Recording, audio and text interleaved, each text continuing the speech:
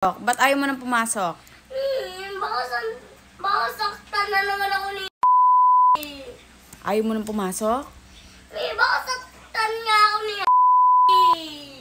Eh, sasabihin ko na lang kay teacher. Susumbong ko na lang kay teacher. Nakakainis Eh, bakit paano ka ba sinasampal niya? Baka inaaway mo siya, kaya ka sinasampal. Hindi ko inaaway siya. Naglalaro lang kami tapos nakikisali. Oh, tapos anong ginawa sa'yo? Paano ka sinampal? Paano? Ang lakas na Nakita ni teacher? Hindi. Sinumbong mo? Papasok ka pa? Bakit ayaw mo? Baka saktan na naman ako Pang-5 na yun Pang 5 na. Hindi, pupunta ako dun sa room mo, babantayan kita, naintindihan mo. Hindi kita iiwanan dun. Di ba sabi ko sa'yo, pag nasaktan ka, nandun lang ako sa labas, tawagin mo ko. Lumabas ka, teacher, lalabas po ako, pupunta po ako sa mami ko, isusumbong ko po yung ginawa sa akin. Naintindihan mo ba?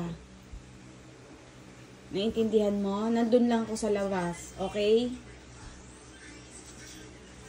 May kaya ko siya hindi nilalabanan kasi bad yun yung mapag-away.